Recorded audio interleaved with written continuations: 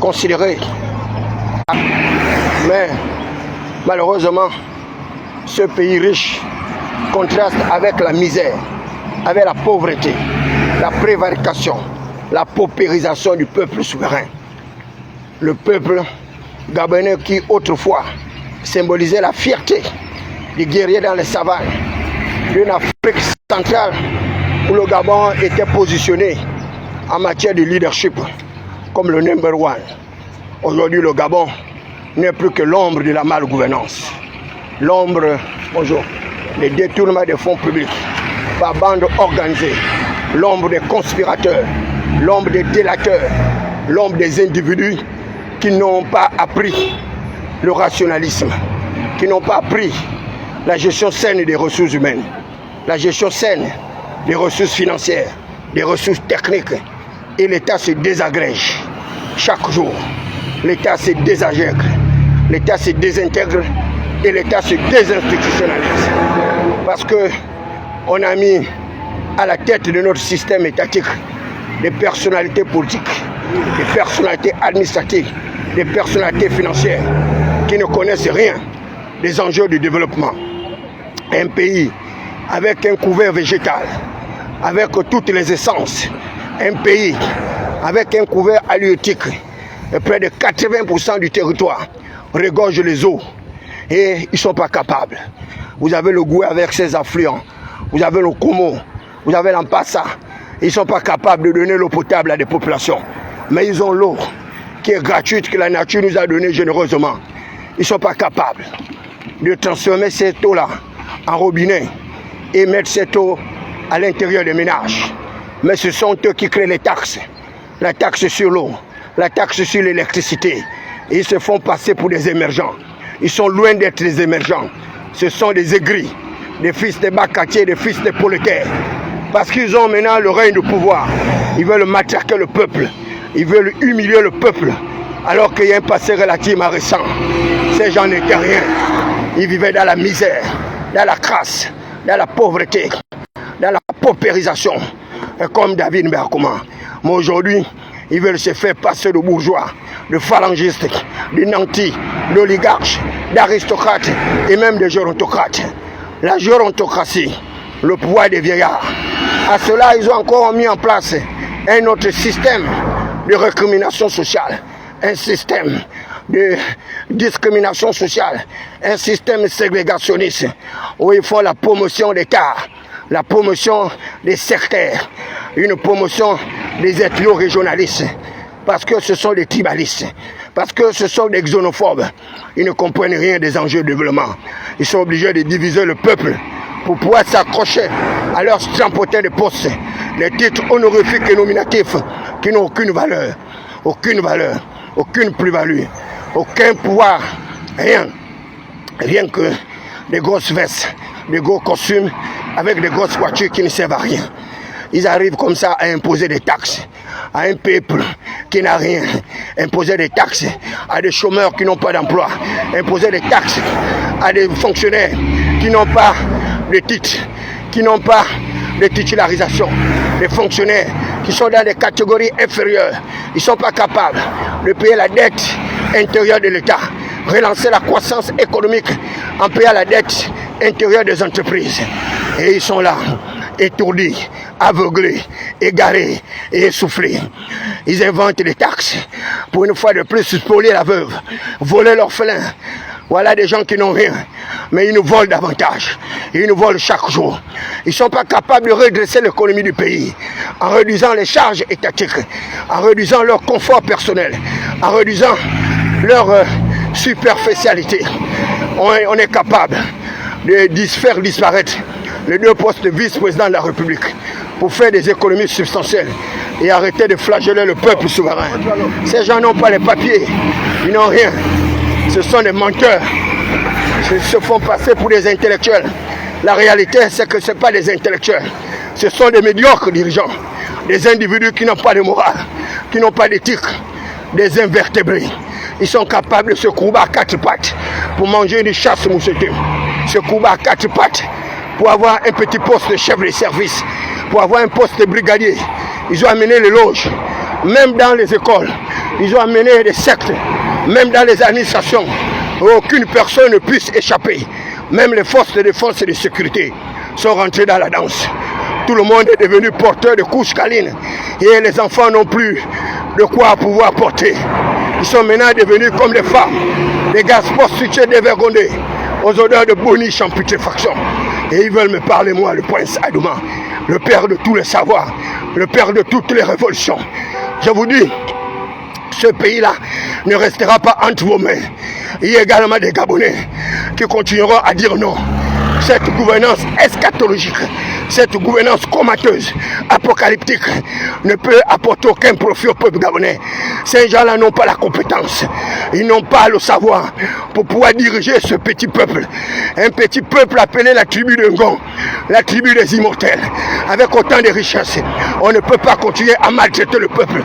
Ils initient des fausses politiques publiques pour détruire le capital social du chef de l'État, pour le faire passer pour un moussaillon, pour faire passer le chef de l'État pour un incapable, pour un aveugle, pour un profane,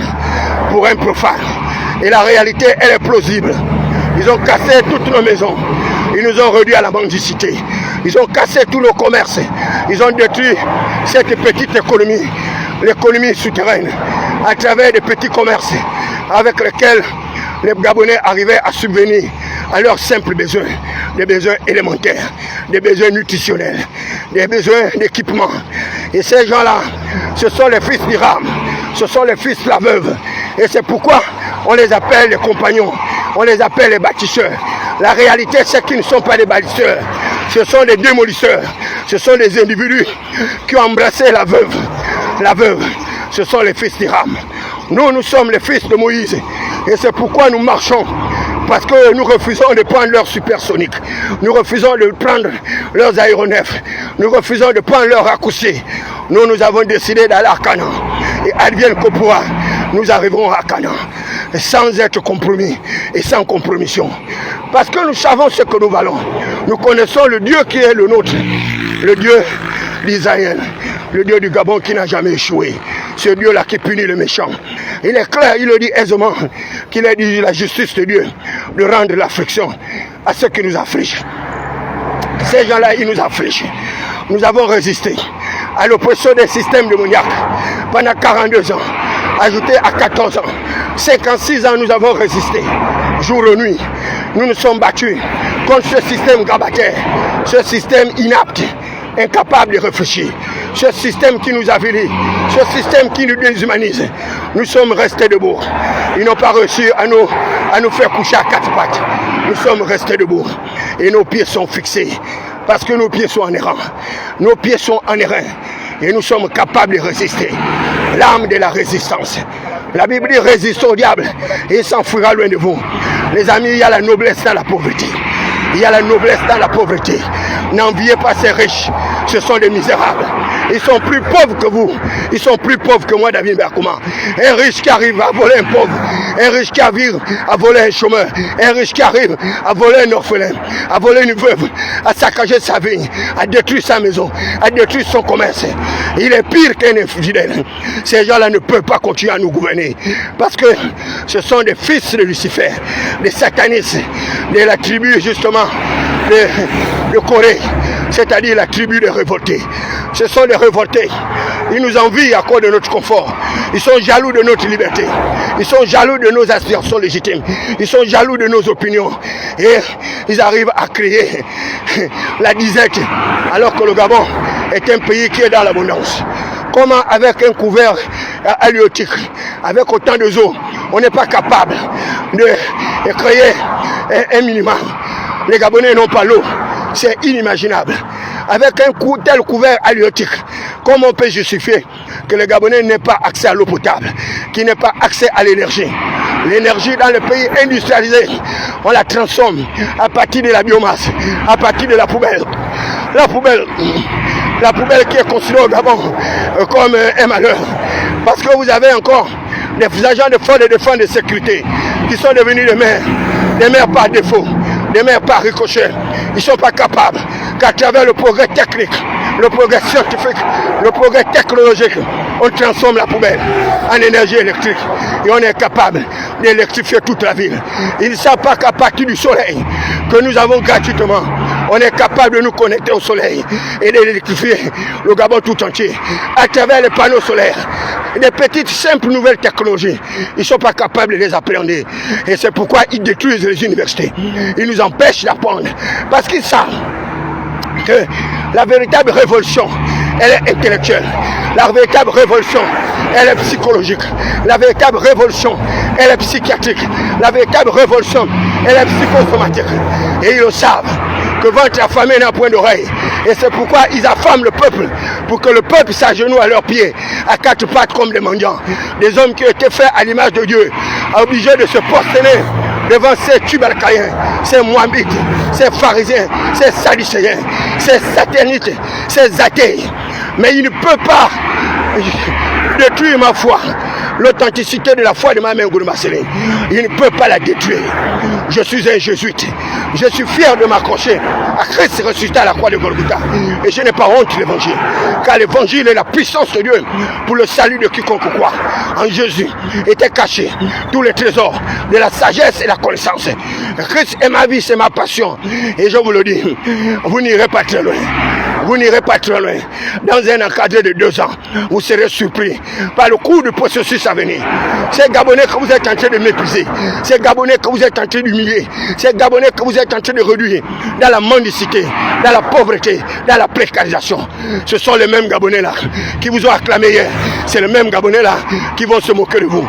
Ce sont les mêmes Gabonais là qui vous ont porté sur leur dos comme un fardeau. C'est les mêmes Gabonais là qui vont vous déposer comme une serpillère, comme un vêtement usé.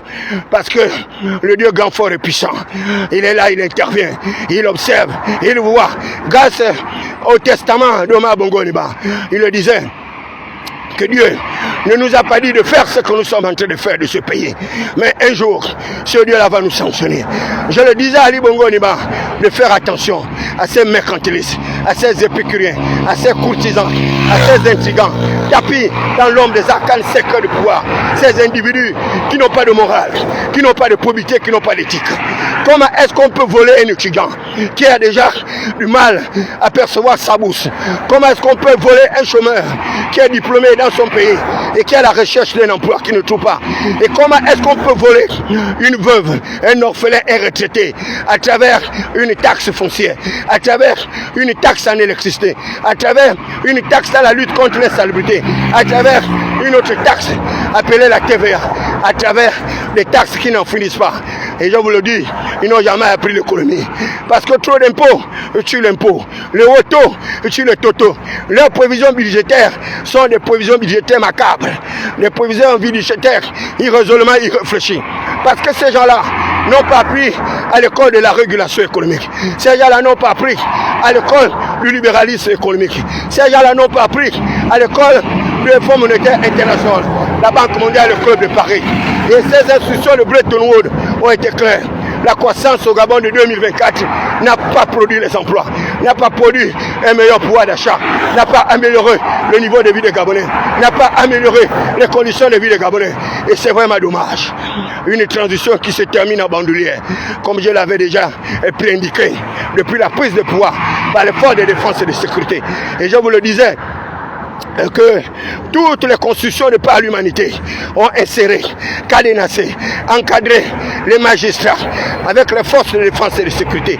Les forces de défense et de sécurité doivent garantir le régime librement consenti par le peuple souverain. C'est le peuple qui est le souverain, celui le garant de toute légitimité du pouvoir, celui le garant de toute représentativité du pouvoir. Mais les forces de défense et de sécurité sont venues briser. Ils ont brisé le sceau, ils ont brisé les verrous, ils ont détruit les constitutions. Et maintenant là, ils s'érigent en constitutionnalistes à travers des constitutions médiocres, des constitutions macabres, où on exacte la spoliation du peuple souverain. 2 vice-présidents dans un petit pays comme le Gabon. C'est pourquoi faire. On est capable de supprimer ces 2 fonctions de vice-président avec pour faire des économies substantielles et financer le progrès, financer l'électricité, financer les infrastructures. On est capable de mettre fin justement à la seconde chambre du Parlement, le Sénat gabonais. Pourquoi faire? Pourquoi enrichir C'est une multitude de personnes au détriment du peuple souverain. Ça, ce n'est pas l'économie de la rationalisation. Ça, ce n'est pas l'économie de la rentabilité. Ça, c'est l'économie du gaspillage. L'économie du gaspillage. Et lorsque vous êtes dans l'économie du gaspillage, eh bien, le peuple tombe dans le tourment. Le peuple tombe dans la disgrâce. Parce qu'il y a une casse qui émerge. Elle s'enrichit davantage. Et pendant ce temps, le peuple perd même les éléments les plus essentiels. L'accès à l'eau potable, l'accès à l'énergie, l'accès à l'éducation, l'accès à la santé, l'accès à un minimum de conditionnalité. Nous allons faire le bilan de 2 années de transition. C'est un bilan mitigé, un bilan catastrophique, un bilan eschatologique et comateux. Et c'est pourquoi moi, David Mberkouma, je mets au défi l'ensemble des soutiens du chef de l'État, ces coulabélistes des palais. Je mets au défi le porte-parole du président de la République. Je mets au défi ces 2 vice-présidents, l'ensemble de son architecture gouvernementale. Je mets au défi votre député Nzibi Bertrand avec Landry Washington, Eric Otete, Mikala et autres. Amenez-moi sur un plateau de télévision, appelez tous ces soutiens qui n'ont pas les papiers. Comme ça, on va débattre sur la problématique de l'endettement de notre pays. On va débattre sur les enjeux de notre pays. Comment relancer la croissance économique. Pas de politique budgétaire, pas de politique monétaire, pas de politique fiscale. Et on verra s'ils ont le même cerveau que moi, David Mberkouma. On verra qui est le véritable pauvre de ce pays. Mais je vous dis, l'intelligence ne peut pas faire de vous un être pauvre. L'intelligence vous permet d'améliorer votre savoir. L'intelligence vous permet de marcher dans le hauteur. L'intelligence vous permet d'être exalté. Et l'intelligence vous permet d'être respecté. Au milieu de la multitude, vous marchez avec fierté. Au milieu de la multitude, vous marchez avec dignité. Au milieu de la multitude, vous marchez avec respect. Or, eux, ils marchent avec indignité. Ils sont obligés de s'acheter les voitures de 60-80 millions avec les gars de corps, avec les armes, pour se protéger de je ne sais quel chakra. Un petit pays avec autant de richesses, un petit pays avec autant de matières premières, on n'a pas capable de donner aux gens l'eau potable. L'eau de la SCG est une véritable calamité. Parce que, à la limite, ces gens-là, ils veulent commettre un génocide. Ces gens-là veulent commettre un génocide. Parce que, avec le niveau d'insalubrité de cette eau, il est impossible que les Gabonais ne puissent pas tomber malades, que les Gabonais ne puissent pas avoir des coliques, que les Gabonais ne puissent pas avoir justement des caillots et bien d'autres maladies. Mais c'est par la grâce que nous sommes sauvés. Le Dieu Jéhovah Rapha, le médecin des médecins, le grand gynécologue, le grand pathologue, le grand chirurgien, lui qui opère toutes choses selon le conseil de sa volonté. Il est notre protecteur. Il sanctifie et purifie nos eaux. Il sanctifie et purifie nos eaux. Il détruit tous les parasites. Il détruit tous les microbes. Il détruit tous les virus. Et c'est pourquoi, malgré leur expérimentation, leur champ d'expérimentation au niveau de Franceville, à travers des cobayes, les Gabonais sont devenus comme les cobayes. Des êtres qui servent l'expérience pour l'avancement et l'évolution de la richesse de l'humanité. Mais nous ne sommes pas des cobayes. Nous sommes les fils de la tribu de Juda. Nous sommes des chantres, des sacrificateurs, des adorateurs de l'Éternel. L'Éternel est notre berger. Nous ne manquerons de rien. Parce que nous avons l'espérance que l'arc des puissants sera brisé. L'arc des puissants sera brisé et que l'Éternel descendra du lieu de son trône pour mettre fin à ce régime politique moribond. Un régime politique sans valeur, sans dignité, sans honnêteté. C'est un régime politique qui ne peut pas servir les intérêts du peuple souverain. Un régime politique qui est venu servir les intérêts des nantis. Ce régime politique sert les intérêts de Bongo. Ce régime politique sert les intérêts des oligarches, des plutocrates, des aristocrates. Alors que ces gens-là, ils étaient rien. Ce sont des fils de pauvres familles qui sont sortis des savanes d'Unguni, qui sont sortis des savanes d'Akini. Ces gens-là n'étaient rien. Et ils sont là en train d'emmerder le peuple de Dieu, d'emmerder la population, parce qu'ils ont pris tout un État en otage. Parce qu'ils ont les armes, ils ont les ordres de Staline, ils ont les fusils d'assaut, ils ont tout. Mais vous savez, dans un État comparable à la jungle, dans un État où on ne respecte plus la loi, on ne respecte plus la Constitution, mais vous êtes plus en danger que David Mberkouma. Vous êtes plus en danger que David Mberkouma. Parce que les ambitions des courtisans et intrigants ne peuvent pas vous laisser indifférents. Moi je dors avec ma conscience d'être libre. Je dors avec ma conscience d'être libre. Je ne dois rien à qui que ce soit. Et c'est pourquoi je peux marcher fièrement sur la terre de mes ancêtres. Je peux marcher fièrement sur la terre de mes ancêtres. Sur la terre où ils ont pu enterrer mon cordon ombilical. On m'appelle le prince Adouma, la voix des sans-voix, la cristallisation des aspirations légitimes du peuple souverain et garant de toute représentation. Je suis l'avocat des affligés, l'avocat des indignés. Je suis le magistrat de ceux qui n'ont pas la capacité de pouvoir relever le défi. Et ce défi, nous allons le relever. Le Gabon de 2026 ne sera pas leur Gabon. Le Gabon de 2026 sera le Gabon des fils des prolétaires. L'Éternel se souviendra des fils des prolétaires. Et un des fils des prolétaires, il sera à l'une des plus prestigieuses fonctions dans ce pays. C'est ce fils de prolétaire qui relèvera le pain de Christ ressuscité à la croix de Golgotha. C'est ce fils de prolétaire qui aidera les fils des quartiers malfamés de pouvoir éclore leur génie, de pouvoir bénéficier également des gargotes, des beuveries, des chasses mouchetées. Je vous dis les amis, vous n'êtes pas encore arrivés là où vous pensez être arrivés. Vous n'arriverez nulle part. Ça, je vous le dis avec serment. Moi, David Biakoma, je vous le dis. Vous n'arriverez nulle part. Je vais détériorer les indicateurs macroéconomiques de ce pays. Je vais vous amener un endettement excessif qui va dépasser les 80%. Et toute la communauté financière internationale va se moquer de vous. Parce qu'on aurait compris la supercherie. Vous pouvez cacher l'évaluation de toutes vos politiques macroéconomiques. Mais la crise arrive. La crise est à votre porte. Et c'est pourquoi vous êtes obligés de prélever même ceux qui n'ont rien. Le prélèvement de ceux qui n'ont rien. Ils prélèvent sur une taxe sur un service non fait. Et pourtant, ils savent ce que c'est que le service certifié fait. La SCG n'arrive pas à nous donner l'eau. Mais on paie le ticket d'électricité. On n'a pas d'électricité. Et non seulement on n'a pas d'électricité, mais le ticket d'électricité, ça m'ennuie. Ils ont mis une redevance en matière de communication pour chanter les cantiques et les louanges mortifères du prince de béton. Une taxe en matière de communication. Ils ne sont pas capables de communiquer. Et c'est pourquoi ils parlent de violence numérique. Quelle violence numérique? La véritable violence, c'est la violence institutionnelle. La violence qui est exercée par l'État sur les citoyens. C'est ça là, la violence la plus dangereuse. La violence psychiatrique, la violence psychologique. Regardez l'état de santé mentale du peuple. Regardez l'état de santé mentale du peuple. Un peuple dépourvu de tout. Et la conséquence, c'est la malgouvernance. Un peuple qui n'a pas l'accès à la santé, c'est la conséquence de la malgouvernance. Ce gouvernement, nous l'avons évalué. Et je l'avais dit depuis le départ, qu'Alexandre Barreau-Chambrier est un inapte, un cléoptère, un faux économiste qui ne peut pas relancer la croissance économique du pays parce qu'il n'en a ni la volonté, mais encore moins l'expertise. Je l'ai dit que Séraphin Mundunga, c'est un opportuniste phalangiste qui ne peut pas développer ce pays. Il était avec Ali Bongo Ondimba, un véritable traître. Il a pris ses jambes par le cou à cause d'une petite élection. Et il a fait croire que sa vie était menacée. Sa vie n'a jamais été menacée. Sa vie n'a jamais été menacée. Ce sont des fuyards. Et je vous dis, vous verrez. Nombreux vont fuir. Nombreux vont fuir avant le soulèvement. Nombreux vont fuir avant la surchauffe. Nombreux vont fuir avant la tempête, avant l'ouragan, avant l'orage. Parce que la tempête arrive, les amis.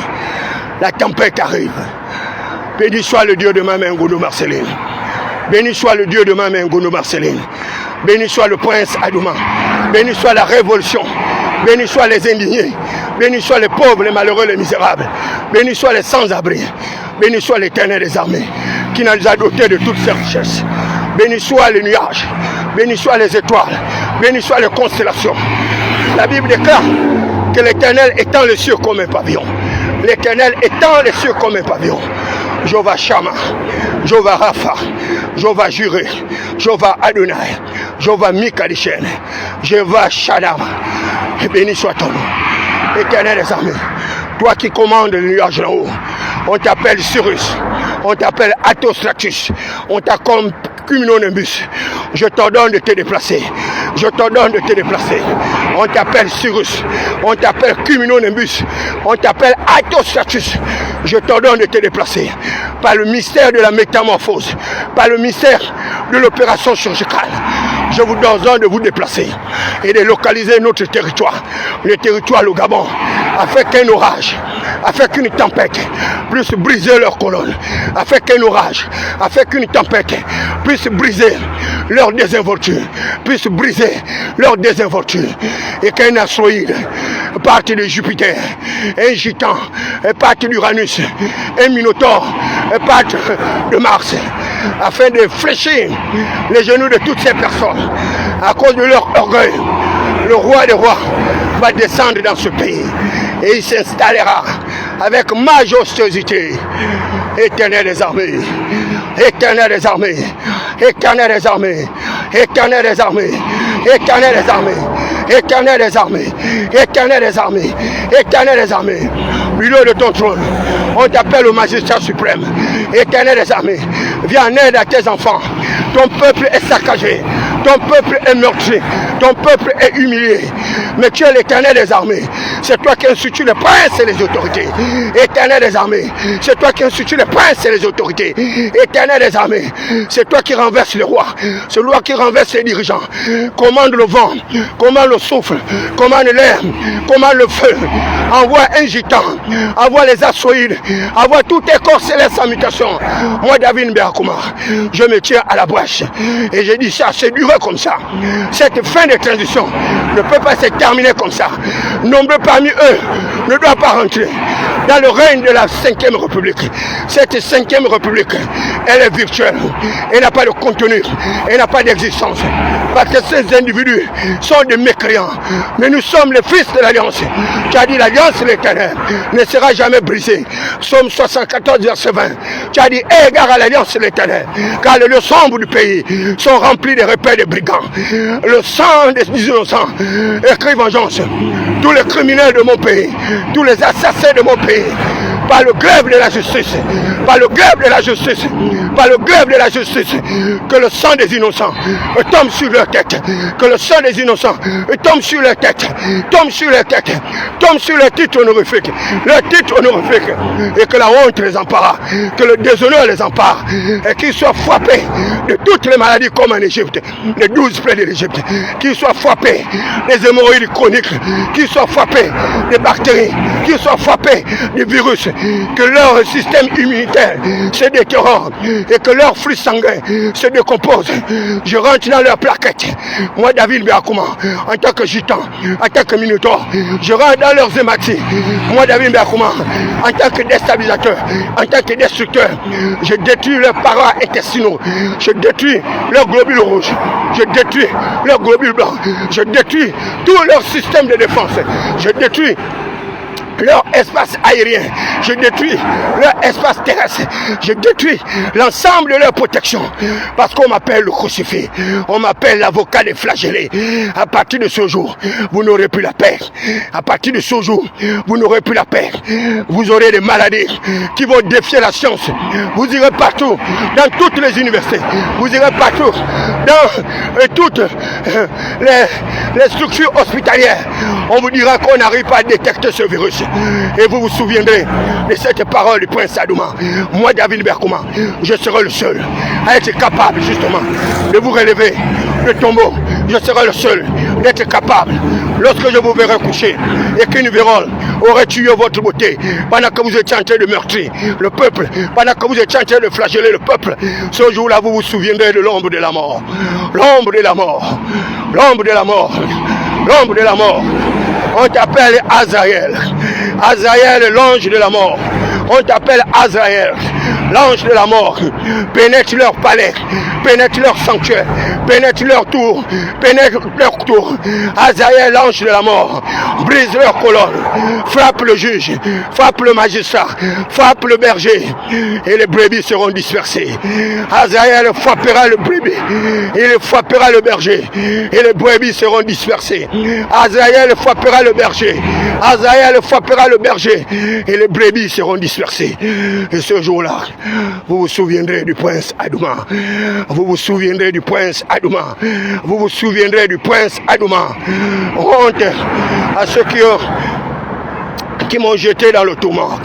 Honte à leur famille, qui portent le pauvre comme un fardeau, qui portent le déshonneur comme une ceinture. Sur David Mberkouma s'élèvera la gloire de l'Éternel. Je marche avec fierté. L'Éternel excite la vitamine B12 de mon cerveau. Il accroît mes capacités cognitives. Il accroît mes capacités réflexives. Il multiplie mes neurones, mes fibres intelligibles. Au milieu de la multitude, nous sommes comptés parmi les meilleurs. Au milieu de la multitude, nous sommes célébrés. Pendant que eux, ils vont vivre cachés comme des rats des égouts de la baie de cochon, aux odeurs de boniche en putréfaction. Pendant que je marche avec des odeurs suaves, et ils marchent avec des odeurs de putréfaction. Ils sont obligés de se parfumer parce qu'ils sentent mauvais. Ces gens-là sentent mauvais. Ils sentent très mauvais. Et la ville est dans les odeurs de la puanteur de ces gens-là. Nous marchons avec fierté et ils marchent avec déshonneur. Nous marchons avec dignité et ils marchent avec déshonneur. Rien que le déshonneur pour eux, avec l'ensemble de leur famille. Une bande de scélérats, des misérables, des incapables. Incapables de relever un petit pays. Incapables d'organiser le système fiscal. Incapables d'organiser le système administratif. Incapables d'organiser le système financier. Et ils disent qu'ils sont des économistes. Les économistes de la déréglementation. Les économistes de la dérégulation. Nous sommes les vrais économistes. Nous sommes les vrais économicus. Nous avons gagné à l'école de la rentabilité, l'école de la rationalisation des compétences et ressources humaines, des compétences administratives et financières. Il est capable de réduire le train de vie de l'État et faire des économies substantielles. Il est possible de faire disparaître le Conseil économique et social et environnemental. C'est un gouffre à sous qui ne sert à rien. Il est possible de mettre fin au Conseil national de la démocratie. C'est un gouffre à sous qui ne sert à rien. Il est possible également de mettre fin à la médiature. Et parce que ce sont des institutions qui ne servent à rien. Et c'est de l'argent gaspillé inutilement. Cet argent peut servir au financement de projets structurants. Cet argent peut servir au développement de compétences. Cet argent peut servir à des investissements positifs pour accroître justement le niveau de cervicalité de ces fils de Bakati qui les acclament, qui portent leurs effigies, et ils ne sont pas capables de porter eux-mêmes leurs propres effigies. Ce sont des fils des esclaves, les fils de Corée, les fils d'Iram. Nous sommes ceux-là qui allons combattre le néocolonialisme. Nous voulons combattre le néocolonialisme. L'Afrique va se libérer. Et quelles que soient toutes vos manigances, tous ces dirigeants inaptes, ils tomberont par l'épée. Tous ces dirigeants, quel que soit le pays, il n'y aura plus de monarques au sein de nos États. Il n'y aura plus de mandats illimités. Dans tous les pays de l'Afrique francophone, tout dirigeant qui tentera de s'ériger en monarque, il subira le grève. Un autre militaire viendra le renverser. Et on va continuer comme ça. Nous allons continuer comme ça. Jusqu'à ce que ce soit les militaires eux-mêmes qui réclament le retour dans les casernes. Pour le moment, nous, on n'a rien à foutre. Mais nous ne cherchons pas le pouvoir. C'est vous qui avez le pouvoir.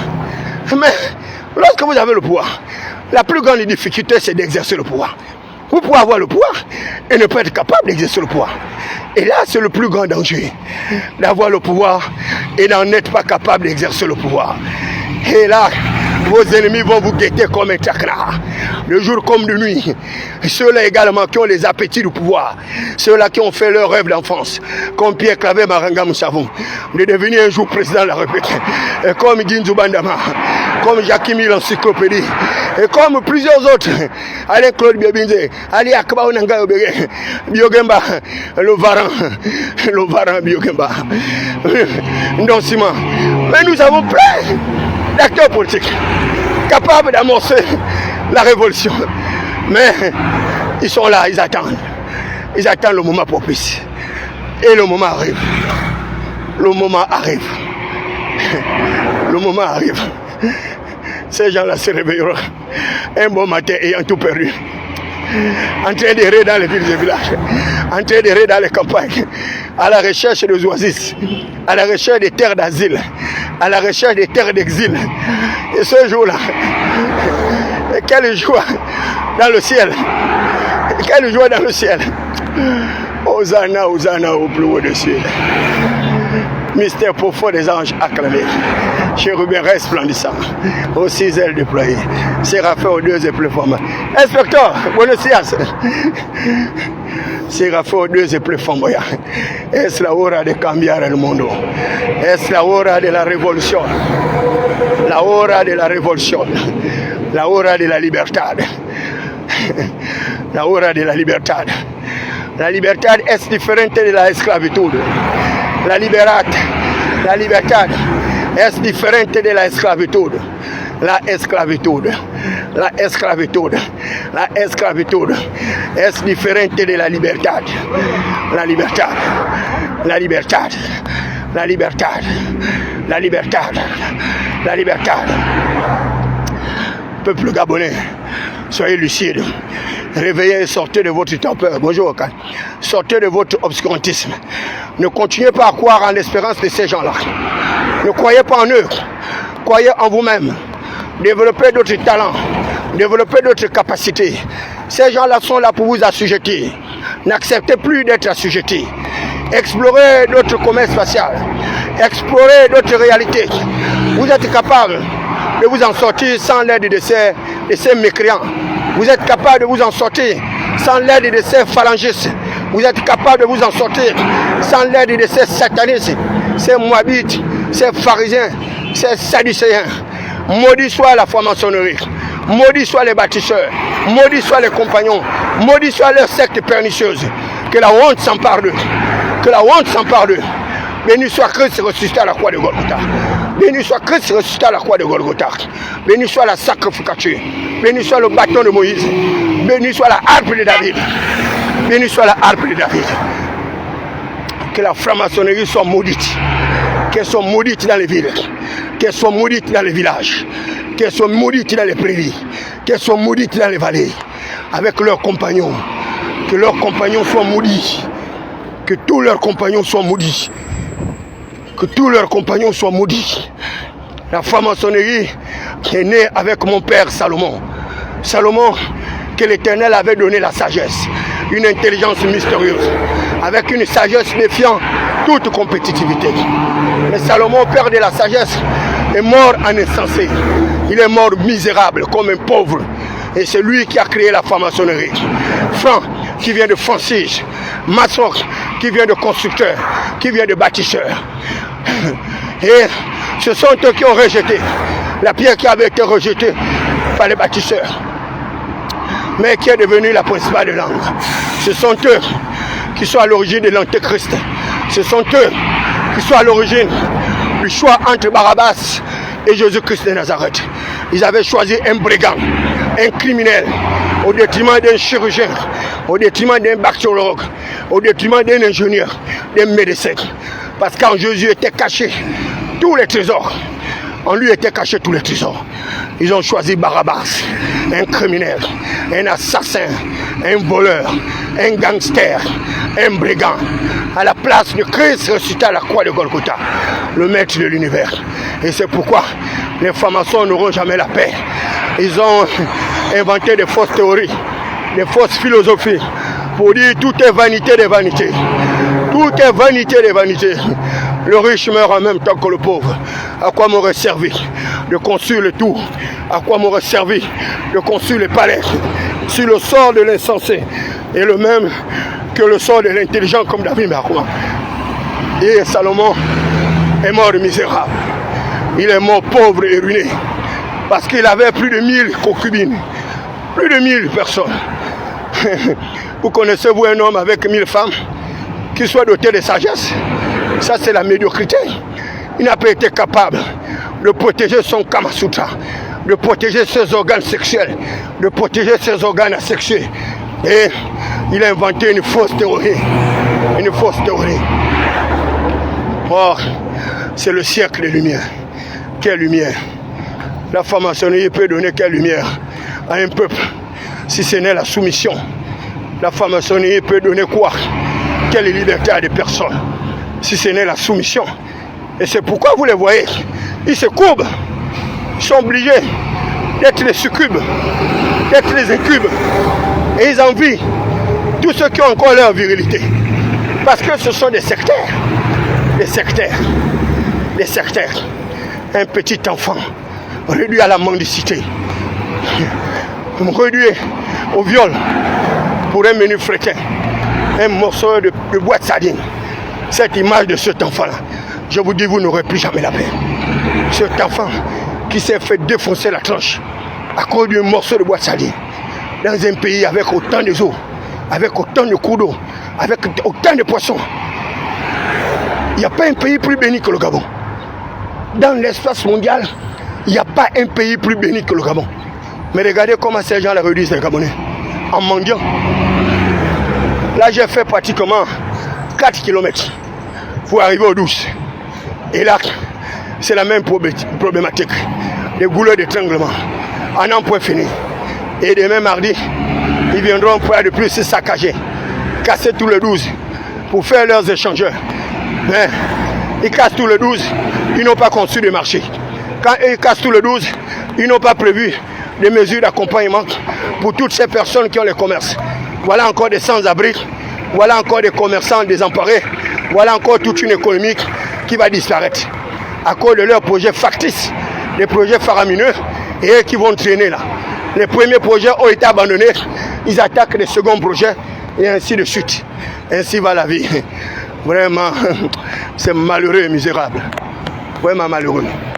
Quoi te pitié, c'est vraiment dommage. C'est vraiment dommage. Mais qu'à Dieu ne plaise. Que Dieu protège le Gabon. Que Dieu protège le Gabon. La prospérité des justes sera sauvée. La postérité des justes sera sauvée. N'ayez pas peur. N'ayez pas peur d'eux. N'ayez pas peur d'eux. N'ayez pas peur d'eux. C'est l'Éternel qui a le souffle de vie de tout un chacun. Et ces gens-là mourront de la pire manière. Ils mourront de la pire manière. Donc, vous avez peur pour rien. Nous tous, nous sommes des immortels. Personne ne vivra à l'éternité. Si vous ne mourrez pas aujourd'hui, vous mourrez demain. Mais c'est la manière de mourir qui importe. Pendant que certains meurent dans le déshonneur, il y a d'autres qui meurent dans la différence. Nous, nous mourrons dans la différence. Parce que nous ne mourrons jamais dans le déshonneur. Béni soit le Dieu de ma mère, Ngolo Marcel. Ma mère est morte dans l'honneur. Elle est allée à l'église catholique. Elle a fait son chemin de croix. Et elle a partagé son dernier repas avec moi. Et ensuite, elle a rangé ses affaires. Elle a mis 1 million au compte bloqué de mon petit frère. Elle a allé payer ses dettes chez le Malien. Et elle a appelé quelques-uns de mes amis pour leur dire de me protéger et de me préserver de la colère. Parce que ma colère est dévastatrice. Ma colère est dévastatrice. Parce que j'ai des dons et des talents que vous n'imaginez pas. J'ai des dons et des talents que vous n'imaginez pas. Je suis capable de toutes les prouesses. Je dis bien, je suis capable de toutes les prouesses. Pour le moment, j'utilise des petites potines d'endiguement. Mais quand je vais rentrer dans ma mutation, dans ma folie, lorsque le soleil sera au zénith et que ce soleil va frapper sur mon ciboulot, vous ne vous en sortirez pas. Mais préparez vos médicaments pour vous soigner. Parce que l'hôpital général ou bien l'hôpital d'instruction des armées ne pourra pas détecter vos virus. Ils ne pourront pas détecter cet infiniment virus, un influx nerveux qui est parti de Jupiter, qui les a pénétrés ce matin. Et nombreux sont malades. Nombreux sont malades. Même leurs milliards ne pourront pas les sauver. Même leurs milliards ne pourront pas les guérir. C'est pas possible. Oh non, il a un cancer régénératif. Oh non, il a les hémorroïdes chroniques. Oh non, il a le tube digestif qui est mort. Oh non, il a. Ce jour-là, vous allez chercher l'Éternel pour vous sauver. Certains vont appeler la mort. mais la mort s'enfuira loin de eux. Au lieu d'appeler la vie, certains vont appeler la mort. La mort s'enfuira loin d'eux. Ils vont même appeler les médecins pour pouvoir leur opérer l'euthanasie. Même l'euthanasie va s'échapper d'eux. Et ils apprendront à respecter les Gabonais. Nous sommes un peuple béni, un sacerdoce royal. Nous sommes la perle rare de toute cette humanité dégradante. Hors de question pour nous de nous prosterner. Hors de question pour nous de nous courber. Nous allons rester debout. Parce que nous sommes des vertébrés. Et la colonne vertébrale, c'est Christ qui nous soutient. Et c'est pourquoi nous n'avons pas peur de la mort. Nous n'en avons pas peur. Elle peut nous trouver n'importe où et nous irons. Parce que nous savons où nous irons. Nous savons où nous irons. Nous repartirons là-haut. Nous repartirons là-haut, dans les cieux. C'est là-bas notre terre, c'est là-bas notre exil. C'est là-bas notre asile. On voit maintenant l'ancien président Ombalo. Il cherche maintenant les terres. Il cherche maintenant la terre pour se cacher. Mais lui qui faisait le malin en Guinée. Donc il n'avait pas prévu construire son village ou bien sa ville. Ouais, comment ça va? Non, ça va. Il n'a pas prévu construire sa ville. Ombalo, le président guinéen de Chine. Il cherche un territoire pour manger ses miettes. Tous les dirigeants des nations l'ont rejeté. Mais c'est pas croyable. C'est pas croyable.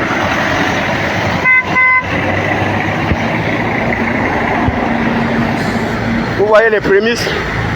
Ça, c'est les prémices de ce qui va se passer demain. Voilà. Paraît-il qu'à ce carrefour, ils vont mettre un échangeur ou quoi, comment ils ont trouvé. Ça va? Ouais.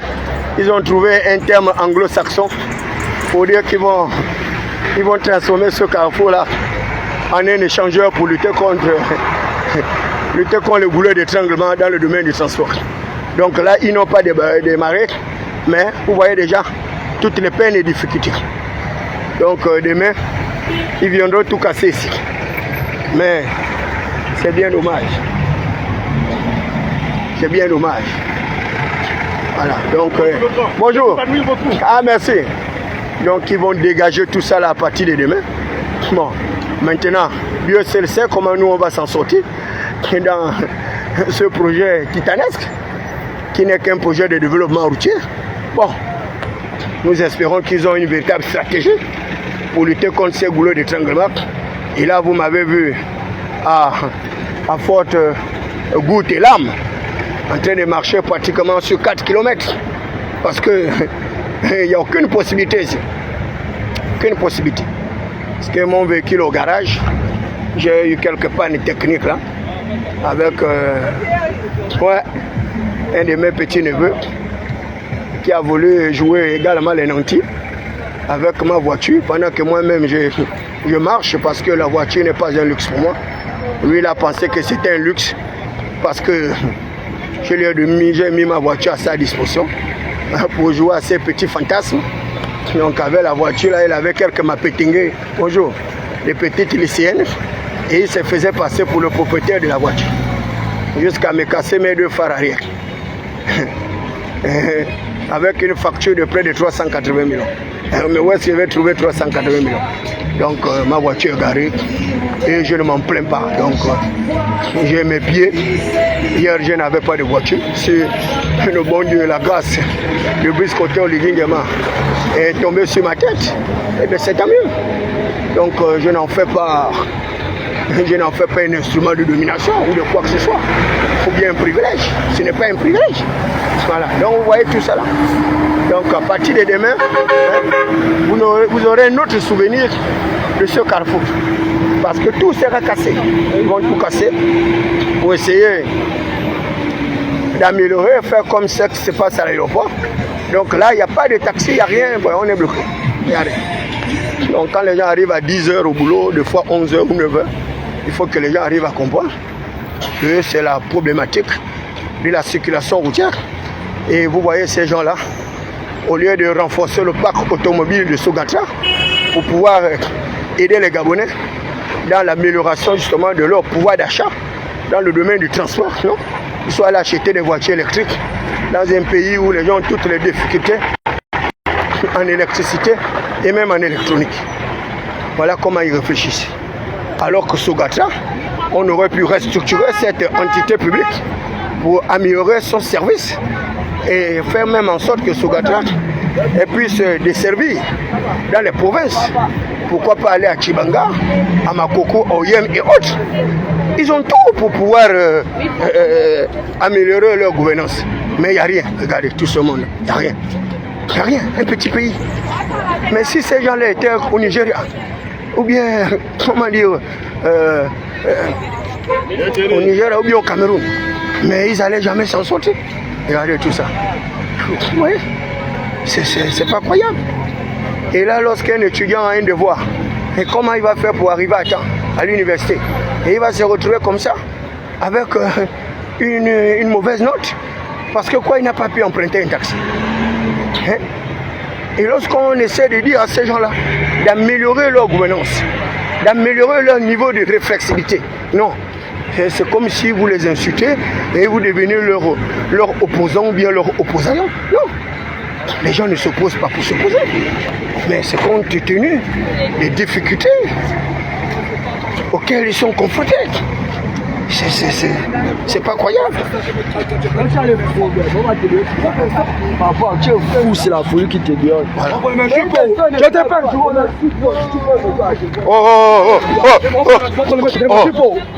Mon petit.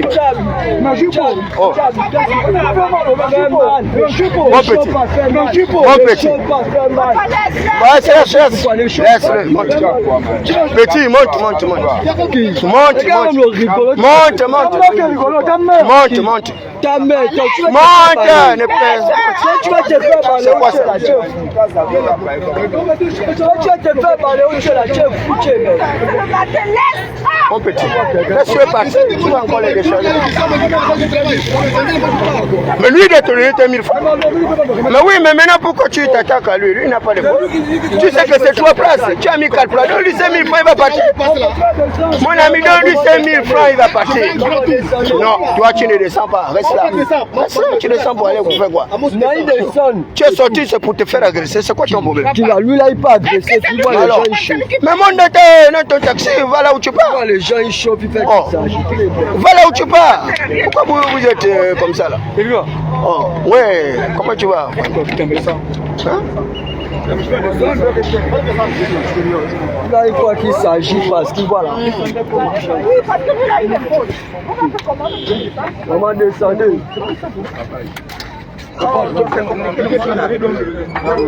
Il met 4, le rochellement, le nom c'est 600.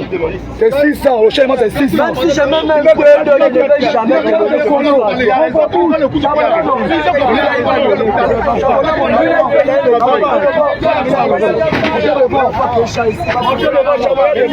laisse-lui la scène,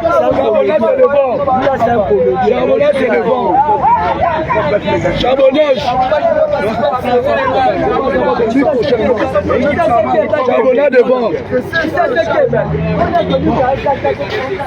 Et là, vous avez suivi en direct ce qui se passe ici au 12, toute la désorganisation. Et là, ça va demain. Donc là, vous avez suivi en direct un chargeur qui impose le chargement. La réglementation, c'est 3, lui, il en met 4 personnes. Et le taxi, c'est 400. Il met à 500. Donc, c'est maintenant la surenchère. C'est la surenchère. Et vous avez bien vu en direct. C'est lui qui sème maintenant la terreur. Pendant que les autres vont à l'école pour avoir les diplômes d'ingénieur, pour avoir les diplômes de médecin, d'avocat et autres, lui, il est chargeur. Et non seulement il est chargeur, mais vous avez vu ça désinvolture. Mais comme c'était en direct et que j'ai bien pu le filmer, mais demain, je vais le convoquer auprès du maire et du 3e arrondissement de la commune Ntoum. Parce que tous les élus, je les connais. Il n'y a pas un seul qui a été élu que je ne connais pas. Je dis bien tous les élus. Du moins, c'est dans la province de je les connais tous. Tous les 3 maires de la commune de Ntoum, je les connais. Et demain, je vais le faire convoquer auprès du maire en charge du transport dans le 3e arrondissement de la commune de Ntoum.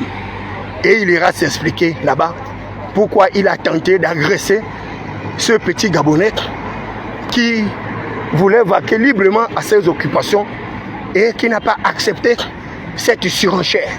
Ce surcharge accompagné une fois de plus d'un vol. Et c'est ça, le Gabon. C'est tout un désordre. Oui, bonjour petit frère. C'est tout un désordre. Voilà. Ça vend la date fatidique le demain. Voilà. Et là, je poursuis ma marche. Parce que je ne sais pas par où je vais m'arrêter pour avoir un taxi. Et ça devient la surenchère. Les gens proposent les 1000 francs, les 2000 francs pour aller au travail, à l'école, mais rien. Donc les gars ont profité une fois de plus, comme l'État, pour voler le pauvre. Le pauvre est le dindon de la face. Dans un système capitalistique moribond, c'est le pauvre qui paye la facture. Et eux, ils sont là pour en jouir des bénéfices, du confort, de ce que la nature nous a donné gracieusement et gratuitement. On a tout obtenu gratuit de la part de ceux du grand fort et puissant. Mais il n'y a rien. Vous allez à Lambaréné, les Gabonais de Lambaréné, ils n'arrivent pas à manger la carpe. Même mettre un petit trémail, capturer le poisson, ils ont maintenant mis des mesures. Même la pêche est réglementée. La chasse est réglementée. Les pachidèmes sont protégés. Les éléphants ont les passeports diplomatiques. Les éléphants ont les immunités. Comme à l'époque d'Alain Claude Bibinze. Et les éléphants ne votent pas. Un éléphant vient, il mange toute votre plantation. Lui, il est protégé, vous n'êtes pas protégé. Dès que vous abattez ce éléphant, vous êtes en prison. Vous êtes en prison. Et beaucoup de nos frères ont été emprisonnés comme ça. Et c'est pourquoi les femmes de Makoko avaient sonné le glas. Les femmes de Makoko avaient sonné le glas. Elles ont dit, Nzembi Bouboué, PDG échoué. Nzembi Bouboué, PDG échoué. Lui est bon, PDG échoué. Mais là, c'est plus le PDG qui est au pouvoir. Le PDG a tout perdu. Le PDG n'est plus fort à l'Assemblée. Le PDG n'est plus fort au Sénat. Le PDG n'est plus fort au sein des collectivités locales. Mais ceux qui ont remplacé le PDG, curieusement, ce sont encore des PDGistes. Oh là là, c'est pas croyable, c'est pas croyable. La vida en el pueblo. La vida en el pueblo. Les PDGistes ont remplacé d'autres PDGistes à l'Union démocratique des bâtisseurs. Et le peuple est désenchanté. Le peuple qui a cru au changement et qui a cru à l'alternance a encore protégé les intérêts des PDGistes. C'est pas croyable. C'est pas croyable, c'est pas croyable. On ne peut pas s'en sortir dans ce pays-là. C'est inimaginable. Tout un pays que les malfaiteurs. Tout un pays. Tout le monde est devenu voleur. On vole dans toutes les chaînes de stratification. Toutes les chaînes. Toutes les chaînes. Voilà. Là, ils ont trouvé un autre moyen. Ceux-là, ils ont été plus ingénieux. Donc, normalement, le transport devait partir d'ici. Le PK12 devait au moins partir d'ici. Mais les gens ne savent pas. Ils sont restés en bas là-bas. Il n'y a personne pour orienter. Donc là-bas, le goulot d'étranglement. Alors que tous les bus sont ici. Une simple information. Ils ne sont pas capables de la donner. J'ai jamais vu des personnages aussi nullards. Une gouvernance de médiocres. Des pains mouillés. Et des sardines fumées, comme disait ma grand-mère. Regardez. Les poubelles partout. Il n'y a rien. Le président a acheté jusqu'aux engins lourds pour lutter contre l'insalubrité. Il prélève de l'argent dans le même ticket de la SCG. Il prélève sur l'insalubrité. Mais il ne nettoie pas. Ils n'enlèvent pas la poubelle. Il n'y a rien. Là, au moins, il y a quelques jeunes là. Je ne sais pas c'est quelle entreprise. Voilà. Et au moins, ils arrivent à enlever la poubelle. C'est la mairie. La haine de JTR. Ah d'accord, c'est une association. C'est très bien. Du courage. Voilà. Donc je disais que voilà, ce sont les jeunes du quartier qui sont obligés de faire le travail à la mairie. Ils arrivent au moins à nettoyer pour rendre le quartier salubre. Mais ceux qui prennent de l'argent, ce n'est pas leur problème. C'est le dernier cadet de leurs soucis. Et un état comme ça, vous pensez que quoi, qu'est-ce qui peut servir? Regardez. Regardez tout ça. Les caniveaux. Il n'y a rien. Il n'y a rien. Et ils ont été élus. Vraiment, quelle pitié. Quelle pitié pour mon pays. C'est vraiment honteux. C'est honteux. Voilà, la mairie. Ouais, tout ça là. Ces épaves là. Voilà. Voilà. C'est pas débarrassé, c'est là. Ça traîne. Voilà, quand on fait la pluie. Ça traîne. Tout ça là. Ça c'est l'assainissement, il n'y a rien. Mais ils ont un service de la ils ont un service la fourrière là-bas. Voilà. Ça c'est les véhicules qui sont là depuis 10 ans, 15 ans, tout ça là. Voilà. Et ils n'enlèvent pas. Ils n'enlèvent pas. Mais quand c'est ma petite voiture, j'ai fait mon petit clan d'eau, ils ont vite fait de m'arrêter. M'a amené à la mairie, oh tu vas payer 100 000 francs. Bande d'imbéciles, voleurs que vous êtes. Moi David Béakoma, je peux vous donner 100 000 francs. Donner 100 000 à la mairie, avec des médiocres déscolarisés, des maires comme ça, des maires sans papier, des maires voleurs, des truands. Moi je vais vous donner 100 000, que ça commence comment? Et ces gens-là, lorsque je leur disais que je ne vais rien vous donner, ils disaient c'est ce qu'on va voir. Je dis mon frère, si c'est ma voiture là, tu vas arrêter même 20 fois, tu n'auras même pas 100 francs. Ils ont arrêté la première fois. Combien? Oh, 120 000 francs. J'ai dit faites-moi le reçu. Ils ont fait le reçu. J'ai dit mon frère, je t'informe que je ne vais pas payer ça. Ah bon? J'ai dit même 10 francs tu n'auras pas ça. J'ai pris son papier. Je suis allé donner au maire en charge de transport, Monsieur Mavungo. Un maire intelligent, un diplômé, réfléchi. Il m'a fait recevoir avec tous ses services techniques. 3 directeurs. Il dit oui, le prince Sadouma. Qu'elle sait pas. J'ai dit monsieur le maire, je voudrais rappeler à vos gens les dispositions légales. Les recouvrements de la mairie doivent être faits par les normes. Voilà, on a arrêté ma voiture, prétextant que j'ai fait le clando. Et même si d'ailleurs je faisais le clando, c'est à vous de réglementer cette activité. Ce n'est pas moi, c'est vous qui êtes les élus. C'est vous de créer des dispositions pour lutter contre les économies souterraines et aider justement l'État à avoir des ressources additionnelles pour accompagner les pouvoirs publics. Mais ce monsieur me bloque. Il me dit je ne dois pas faire le clando. Alors que le chef de l'État a été clair. Il faut galvaniser les emplois dans le secteur du transport. Il m'a donné une voiture qui ne peut pas me servir rien qu'à mener mes activités politiques. Mais pendant que je peux également aller au travail et ramasser quelques gens en route, et ajouter mon carburant, il m'en empêche. Et moi je ne suis pas d'accord. Et j'arrive, il me met infraction 100 000 francs. Et 120 000. 120 000 c'est quoi? C'est quelle taxe? C'est une contravention? C'est un délit? C'est un crime? C'est quoi? Vous voyez les gens comme ça? Ils ne savent pas qu'il y a une assiette des impôts. Ils ne savent pas que les taxes sont réglementées. Au nom de qui lui va inventer une taxe parce qu'il est à la mairie? J'ai dit, monsieur le maire, ces 100 000 là, ce papier là, vous me le déchirez et vous demandez à vos gens de me libérer ma voiture. Et puis je pars d'ici, vous me payez mon taxi et le carburant. Le maire a commencé à rire. Il dit, sacré David Mbérakoma. C'est ce maire-là qui était également secrétaire adjoint du Parti démocratique gabonais, lorsque ces gens-là étaient en train de m'empêcher d'être conseiller municipal. J'ai tout fait, je suis allé le voir. Il écrit à la Cour constitutionnelle pour procéder à mon remplacement numérique. Mais ils ont refusé. Ils ont fait prévaloir.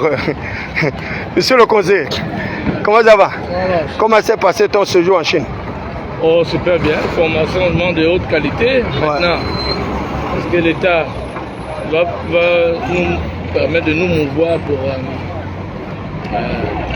que nous mettions en pratique ce que vous avez appris là. Vous avez fait combien de semaines là? On a fait 2 semaines. 2 semaines, c'est beaucoup quand même. C'était sur quoi, le module industrielle, sur la plus-value. D'accord. La plus-value industrielle. ce qu'on va devoir transformer à partir de 2029. Donc la plus-value de la chaîne de valeur. D'accord. Et la transformation là, elle va se faire comment? Vous avez la logistique pour ça? Vous avez les moyens requis pour pouvoir importer cette technologie? Parce que vous-même vous avez vu en Chine comment le développement est très évolué là-bas. C'est très évolué. Ouais. Bon, évidemment l'État a mis un projet sur pied. Maintenant, comment on va dire, maintenant ils sont de nombreux pays tels que la France, la Chine, le Japon, qui candidatent et qui disent qu'ils peuvent s'aligner au projet. C'est vrai qu'on a vu Eramet au départ faire un peu l'autruche en disant que c'était pas possible et tout ça, mais vu qu'il y a une réelle motivation qui vient de l'Asie, notamment du Japon et la Chine, qui eux par contre disent qu'ils sont prêts, leur convient, ils sont prêts. Donc on a vu Keramet et autres ont dû revoir leur... Mais qu'est-ce que vous pensez actuellement le débat sur la taxe sur l'habitat et qui a endossé sur notre ticket modérateur d'eau et d'électricité, sachant bien que dans ce ticket d'eau et d'électricité, nous avons déjà la redevance audiovisuelle qui est à l'intérieur, nous avons également l'insalubrité qui est à l'intérieur, plus la TVA, voilà qu'on nous ajoute désormais taxe sur l'habitat. Il va nous rester quoi de l'électricité? Pire encore, la qualité de l'eau et la SCG. Est-ce qu'il n'était pas possible également pour l'État d'envisager l'ouverture à compétition pour que la SCG ne puisse pas être le seul compétiteur sur la chaîne et améliorer la qualité du service? Bon, je terminerai par le dernier plan. Et en effet, plusieurs pays ont fait des propositions depuis plus d'une vingtaine d'années. Et il semblerait que notre pays ne soit pas ouvert à diversifier les entreprises d'énergie. Absolument. Plusieurs raisons qu'on peut bien imaginer. Non, vous avez vite compris. Qu'on peut bien imaginer. C'est très bien. Bon nombre de personnalités sont actionnaires à la SCG. Absolument. Il serait de mauvaise aloi que la SCG ait des concurrents. Bon, tout à fait. C'est ce qui ressort, qu'on peut d'abord ressortir. C'est la réalité. Maintenant, sur le ticket modérateur, moi, tout à l'heure, je publierai une lettre ouverte au président de la République. Absolument. Où je lui dirai de façon modeste, avec tout le respect, que je lui dois, que c'est une décision impopulaire. Impopulaire. Pourquoi impopulaire? Parce résolument irréfléchi d'ailleurs. Elle vient alourdir une fois de plus les charges. Les charges des ménages qui sont déjà assez précaires. Alors aujourd'hui, 10 000 francs vous fait en réalité 8 000 francs d'unité. Alors donc, avec cette nouvelle taxe, ça nous fera certainement 7 000 francs d'unité. Ça veut dire qu'il y a augmentation des charges. Et là, ça c'est dans les 10 000. Admettons que là, dans les 2 000. Dans les 2 000, ça va vous faire quoi? Ça vous fait pratiquement 13 unités aujourd'hui, donc aujourd'hui on aura sûrement 10 unités ou peut-être moins. Non, moins que ça. Je trouve que c'est... Franchement, j'écoute des citoyens et moi-même je pense que c'est une asphyxie de trop. Et je pense que l'objectif de vouloir augmenter l'assiette fiscale n'est pas mal, mais justement, on peut commencer à augmenter l'assiette fiscale justement en prélevant plus chez ceux qui ont des salaires faramineux. Tout à fait. Nous avons écouté dernièrement lors du procès de la Young Team, nous avons écouté des salaires faramineux et des primes faramineuses. Si on veut augmenter l'assiette fiscale dans un premier temps, pourquoi ne pas commencer par là? Pourquoi ne pas commencer par réduire? Et pourquoi ne pas également réduire le train de vie de l'État avec toutes ces institutions-là qui en réalité ne nous servent pas à grand-chose? Le train de vie de l'État, réduire les émoluments des hautes personnalités. Tout à fait. Les fonds de souveraineté et autres. Les fonds de souveraineté et autres, les réduire. Et d'autre part, pourquoi ne pas d'abord commencer à prélever chez les gros bailleurs? Absolument. Les gros bailleurs, sachant que nos populations, déjà pour la plupart, n'avons pas de titre foncier et que les gens vivent dans des situations précaires. Il aurait été de bonne loi que l'État, qui en avance n'a pas d'avoir mis à disposition et des parcelles et des logements, viennent demander justement cette taxe. Or là, nous sommes dans une anarchie cadastrale. Est-ce que ce n'est pas le règne justement du capitalisme sauvage que vous connaissez très bien? qui consiste justement en une appropriation privée des moyens de production tout en réduisant justement le prolétariat dans une espèce de misère sans cesse continue. Moi, je pense que elle n'est pas de bonne loi. Pour le moment, elle n'est pas de bonne loi et les populations sont déjà assez, la population est déjà assez asphyxiée.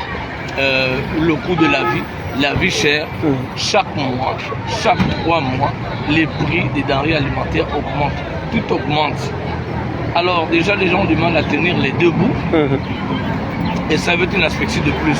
Donc moi, je demanderais humblement à nos autorités de revoir cette question parce que, vous savez, c'est des questions dans le temps qui peuvent amener des remous sociaux. Absolument. Des remous sociaux. Absolument. Déjà, comme vous l'avez dit, la qualité de l'eau et l'électricité n'est pas déjà de mise. On peut le constater par la couleur même de l'eau, la saveur même de l'eau. La couleur de l'eau. Non seulement par aussi la mauvaise prestation des services électriques, c'est-à-dire les délestages qui sont récurrents. Alors donc on ne peut pas avoir une sorte d'augmentation de frais d'électricité par cette taxe et qu'en retour, qualité de service médiocre. Voilà, soit médiocre. Je pense que les autorités ont voulu, c'est une bonne idée de vouloir élargir l'assiette fiscale, mais je pense qu'on peut l'élargir ailleurs. Notamment, il est inconcevable pour un bon nombre de citoyens une rumeur qui parle d'augmentation des revenus des députés. Oui, c'est une rumeur fondée. Voilà, qui doit partir de 1,6 million, 1,7 million à 2 millions. C'est fondé. Voilà, si on veut élargir l'assiette fiscale, pourquoi d'un côté on va asphyxier les populations et de l'autre côté on favorise les nantis on va favoriser un petit groupe de personnes représentants du peuple soit-il. Je pense que si le peuple doit serrer la ceinture en dessous, il faut qu'au-dessus, tout le monde serre la ceinture. Absolument. Donc, j'appelle humblement nos autorités à revoir cette proposition. Malgré qu'elle soit bien expliquée, bien détaillée, la conséquence, c'est que c'est le plus grand nombre qui souffrent déjà, qui ont du mal à joindre les deux bouts, qui vont en pâtir. Et cela peut nous amener à des remous sociaux. Voilà. Donc, voilà ce que je peux dire. Voilà, merci. Allez, bonne journée. Là, vous avez pu écouter notre jeune compatriote. Il est, comme David Bakoma, instructeur de communication sociale, mais également, il est conseiller, un conseiller des ministres. Et là, il sort d'un voyage de Chine, où il est allé également s'acquérir de tout ce qu'il faut en matière de transformation de nos ressources, de nos matières premières. Et il le disait aisément que le Japon est partie prenante, la Chine et autres tous ces pays sont partie prenante pour pouvoir aider le Gabon dans l'extraversion du manganèse, de l'uranium, avec toutes les autres richesses qui sont pour le moment des richesses brutes. Et ces richesses brutes-là ne peuvent pas avoir la même valeur ajoutée comme si ces richesses avaient été déjà transformées. Et c'est pourquoi le chef d'État, Ali Bongo Ondimba, lors de son magistère, avait parlé justement du principe de la transformation directe de nos matières premières et sur place. Et d'ailleurs, c'est cette initiative-là d'Ali Bongo Ondimba qui avait commencé à faire jaser la France.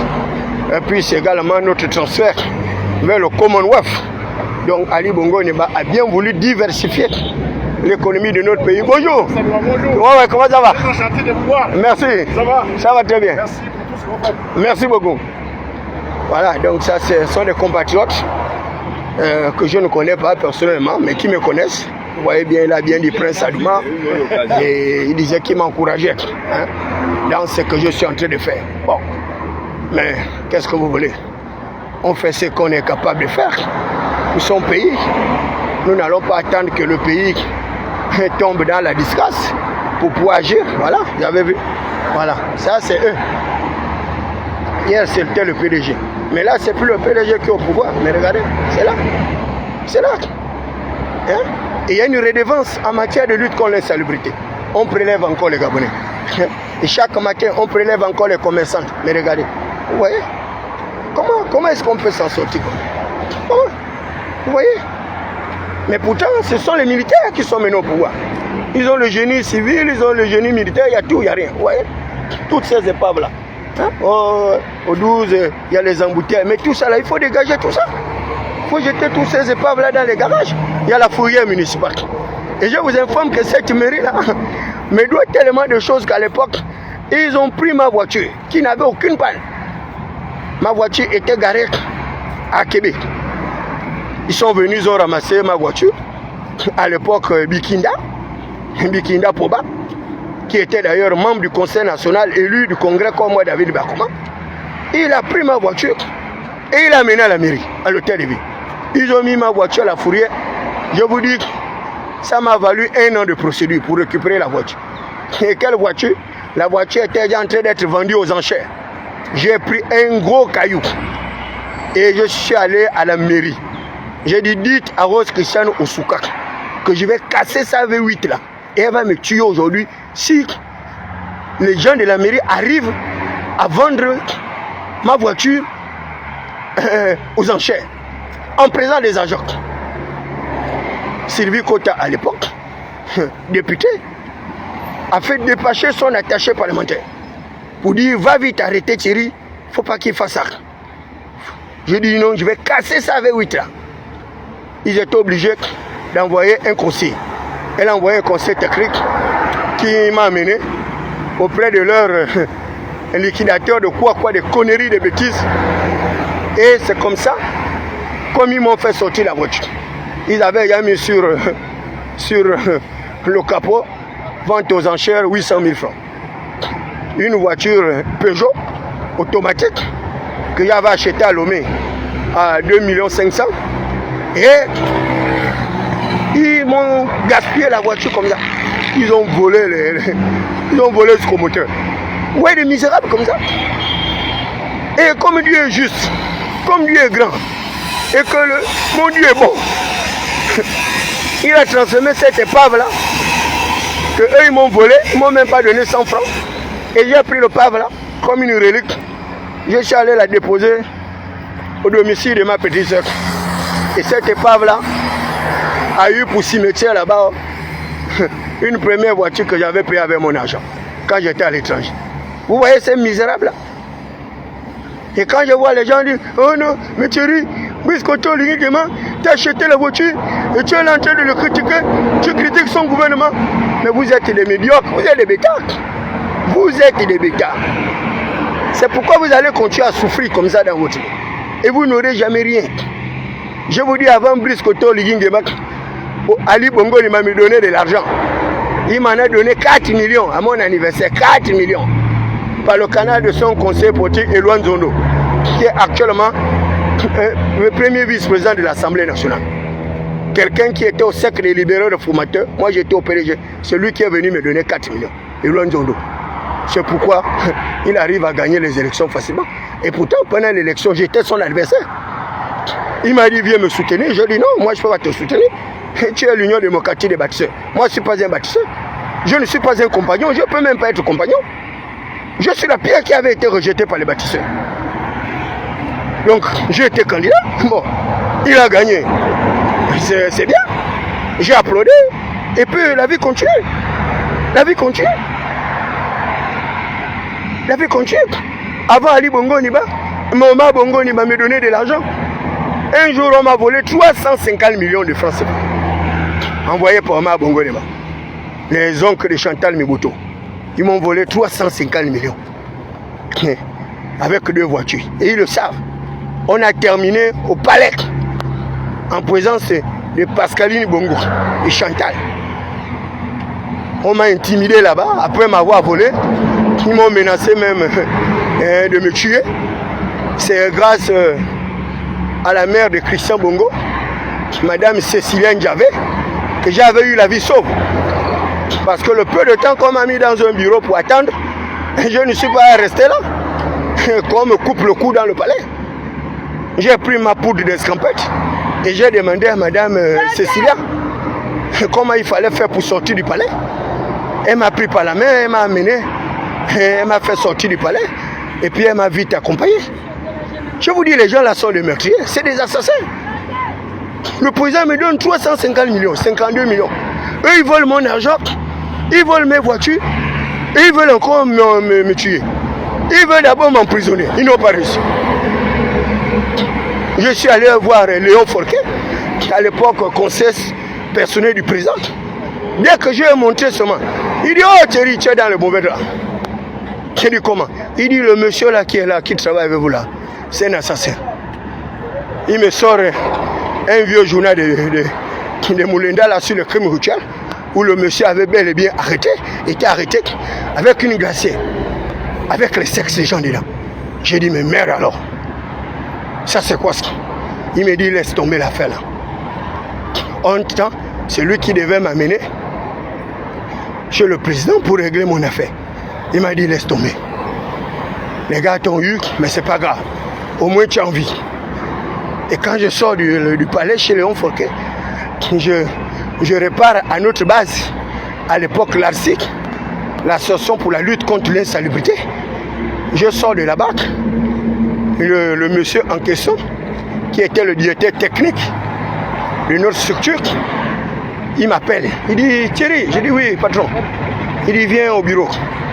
Je rentre dans son bureau, il me regarde droit dans les yeux. Il me dit, Thierry, j'ai dit oui, DG. Il dit, tu sais que je t'aime, non? J'ai dit oui, DG. Il dit, depuis que tu as les problèmes avec les gens ici, tu m'as vu me mêler. J'ai dit non, DG. Il dit, bon, c'est par respect. Parce que je sais que tu es un jeune brave, courageux et audacieux. Mais ton argent, on a pris ça. Le président a bel et bien donné l'argent. On a pris. Les voitures, on a partagé.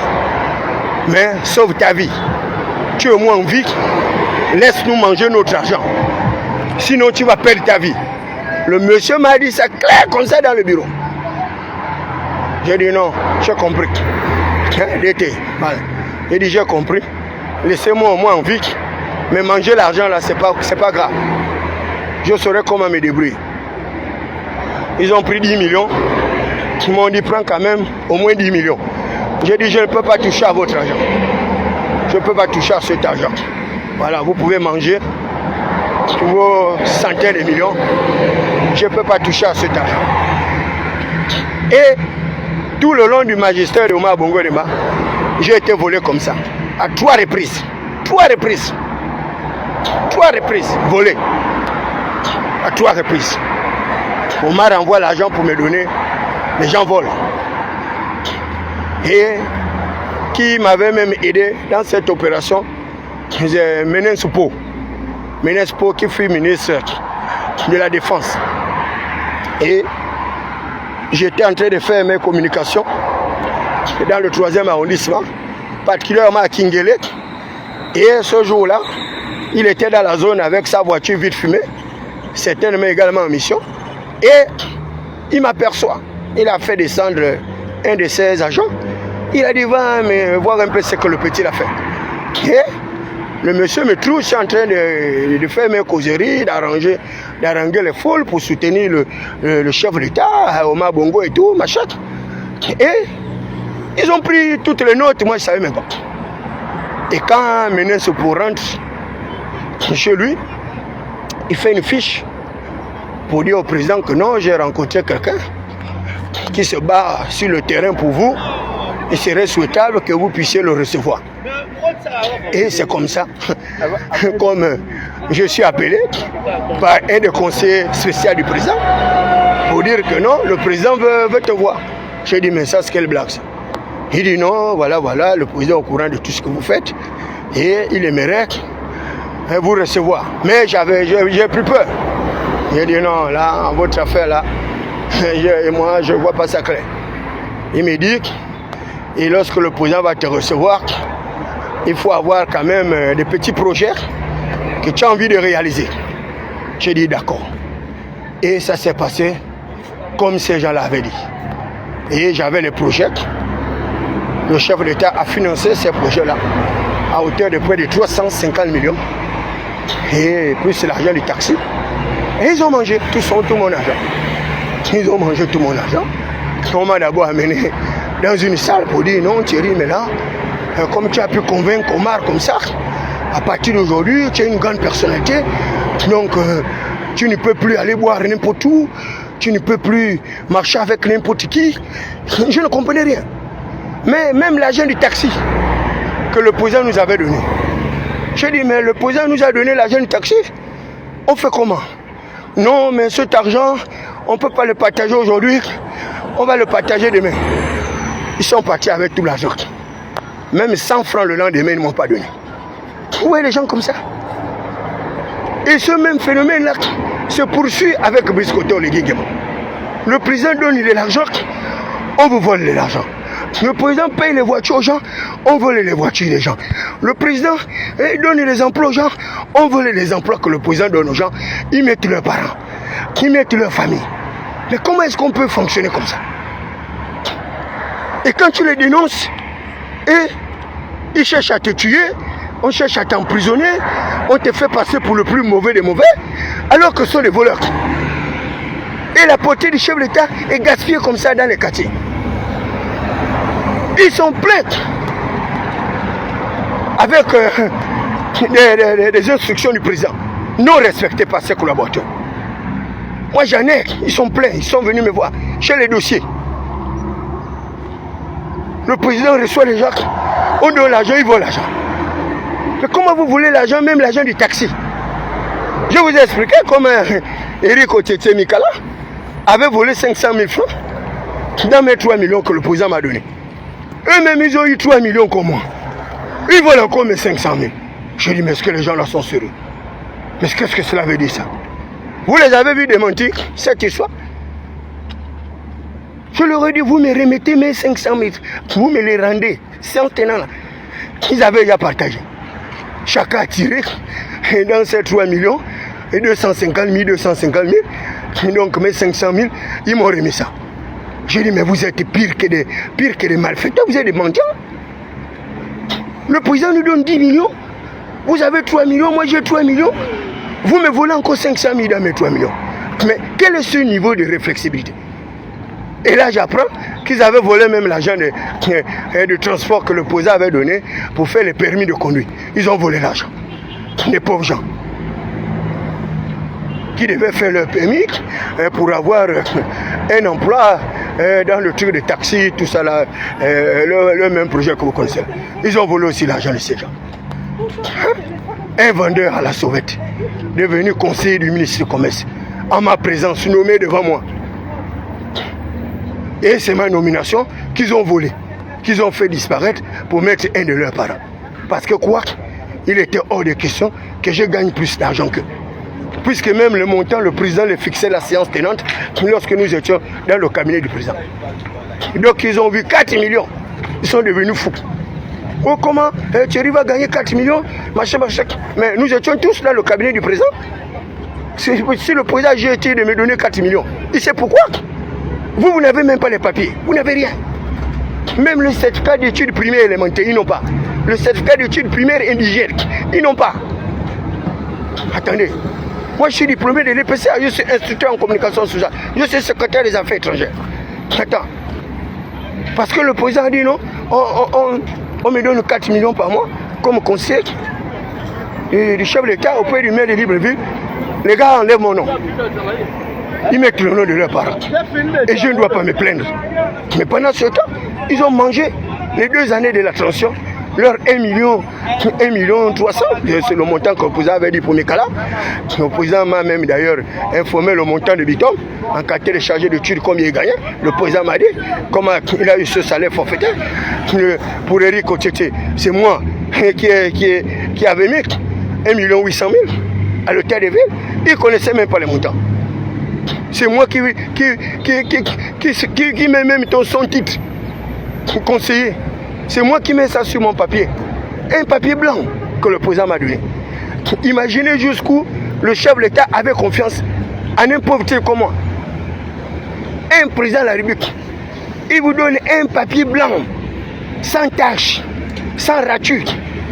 Et il te dit, choisis là où tu veux aller pour accompagner ma politique. Comme tu as dit, tu veux m'accompagner dans le cadre de la légitimation du pouvoir. Et toi, tu es convaincu que je serai candidat.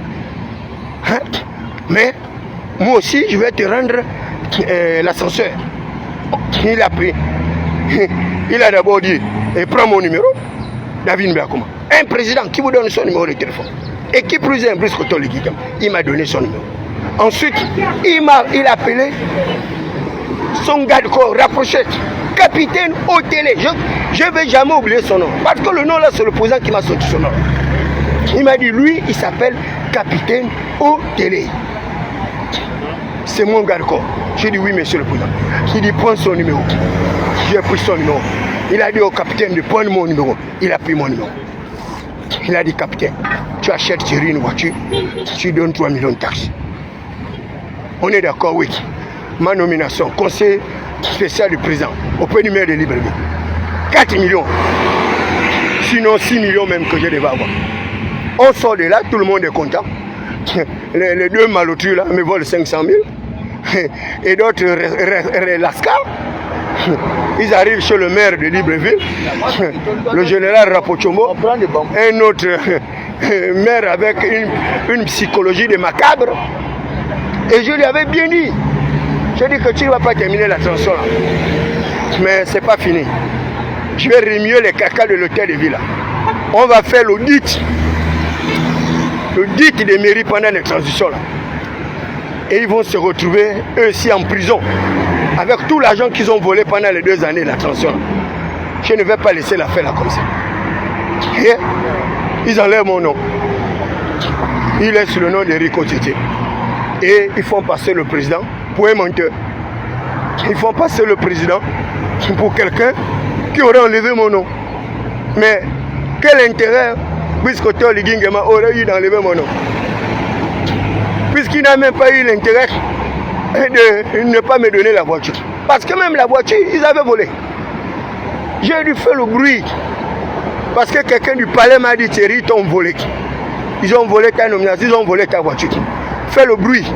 Ne te contente pas des 3 millions de taxis que le président t'a donné. Tu as ton travail à faire. Fais le boucan. C'est 1 an après avoir été reçu par le président que j'ai eu tous les papiers de la voiture. Vous voyez des voleurs comme ça? Vous volez même les gens qui n'ont rien. Vous volez les pauvres, vous volez les misérables. Mais où va le Gabon, mon Dieu? Le Gabon va où? C'est pas croyable. Comment le président peut avoir comme collaborateur des gens qui arrivent à ne pas respecter ses instructions, des gens qui arrivent à détruire son capital social, des gens qui arrivent à faire n'importe quoi. Parce que quoi? Ils ont les galons. Parce que quoi? Ils ont les titres honorifiques, ils ont les titres nominatifs, et les autres n'ont rien. Et nous qui n'avons rien, ils veulent tout faire pour nous écraser. Mais les amis, mais vous aurez du chemin. Je vous dis, vous aurez du chemin pour m'écraser. Vous aurez du chemin pour m'écraser. Parce que vous n'imaginez pas ce que je vais vous faire dans le Gabon de Ligui là. Je dis bien, vous n'imaginez pas ce que moi, David Mbakuma, je vais vous faire dans le Gabon de Ligui là. La transition là ne va pas s'achever sans que je vous fasse payer